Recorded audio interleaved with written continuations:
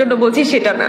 আমি অনেক মোটা মানুষকে দেখেছি তারা মোটা যে জন্য কান্না করতে, আমি অনেক বেটে মানুষকে দেখেছি তারা বেটে যে জন্য কান্না করতে, আমি অনেক কালো মানুষকে দেখেছি যারা কালো যে জন্য কান্না করতে।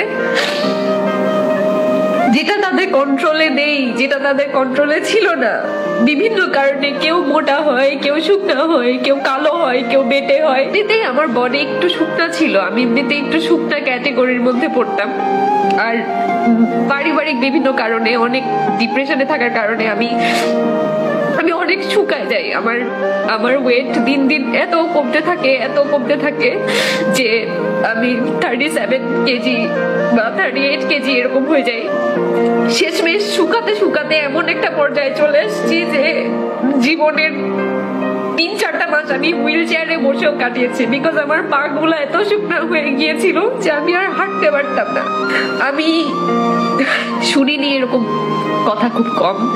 আমি কঙ্কাল, আমি বাতাসের সাথে উড়ে যাব, আমি কাঠি, আমার কোনো শেপ নাই, আগে পিছে কিছু নাই, আমি শুকনা, আমি কাঠি।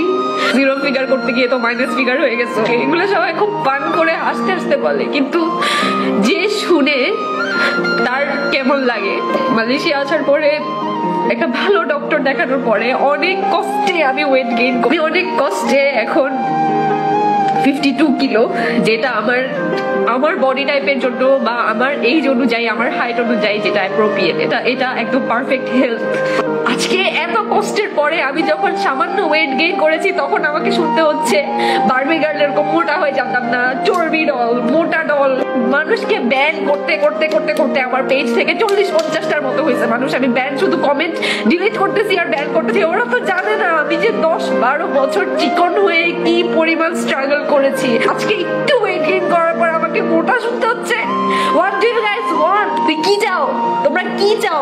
মানুষ কি হোক? মানুষ মোটা হলেও সমস্যা, চিকন হলেও সমস্যা। তোমাদের সমস্যাটা কি? মোটা হোক, বেটে হোক, কালো হোক, শুকনা হোক, যেটা হবে হোক, সবকিছু আল্লাহর সৃষ্টি। কেউ ইচ্ছা করে বিশ্রী থাকে না, সবার ইচ্ছা সুন্দর হওয়ার। আমি জাস্ট এটাই ইমাজিন করছি যে আমি যদি চর্বি ডল শুনি, তাহলে যারা আমার চেয়ে বেশি হেলদি ওদেরকে প্রতিদিন কি শুনতে হয়। তোমাদের মতো মানুষদের কারণে মানুষ বাইরে থেকে কমেন্ট শুনে এসে ঘরের ভিতরে ঢুকে মানুষ কান্না করে। আমাকে যারা যারা আমার শুকনা নিয়ে কমেন্ট করছো, ফান করছো, সবাই আজকে মনে করে দেখো সেই দিনটা, যেদিন আমাকে নিয়ে কমেন্ট করছিলাম, সেই দিনই আমি কান্না করছি। তোমার সামনে করে নেই, আমি রুমে ঢুকে কান্না করছি। আর আজকে আমি মোটা হয়েছি, তোমরা আজকে বলতে আসছো আমি মোটা পারবি।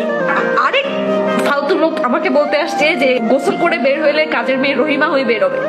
কেন কাজের মেয়ে রহিমা বিশ্রী? সে কাজের মেয়ে বলে তার ডিজিগনেশন সে বিশ্রী, হেল্পার বলে সে বিশ্রী বলতেই রহিমা কেন? রহিমাতে তুমি অনেক সুন্দর। কাপুরুষ বুঝাইতে হিজড়া, কাজের মেয়ে বুঝাইতে বিশ্রী, বা আনফ্যাশন বুঝাইতে গার্মেন্টস এর মেয়ে, গাইয়া মেয়ে। কেন তোমরা এমন কেন? দুনিয়াটা এত ফালতু কেন? মানুষের বডি নিয়ে, মানুষের ডেজিগনেশন নিয়ে, মানুষের পেশা নিয়ে কমেন্ট করা, হাসাহাসি করা বন্ধ করো। যদি আসলেই মানুষ হয়ে থাকো, কোনো লাভ নাই ডিগ্রি দিয়ে, সার্টিফিকেট দিয়ে, ভালো ভালো কলেজ দিয়ে, বুয়েট ট্রেড দিয়ে কোনো লাভ নাই। 20-25টা খুনি বাইর হয়েছে না, বুয়েটে বসছে। হ্যাঁ, তোমরা এরকম, তোমরা দেখতে মানুষের মতো, কিন্তু আসলে তোমরা মানুষ না। তোমাদের চেয়ে রাস্তার কুকুর, বিড়াল, গরু এরা আরো শিক্ষিত। কারো কান্নার কারণ হবে না, কারো চোখের পানির কারণ হবে না। কাউকে নিজের দেহকে ঘৃণা করা শিখায়ও না। তোমার কারণে কেউ যেন আয়নার সামনে দাঁড়ায় না বলে আমি বিশ্রী, আমি মোটা, আমি চিকন, আমি বেটে, আমি সুন্দর না, আমি কালো। তোমার জন্য কেউ যেন এটা না বলে, প্লিজ।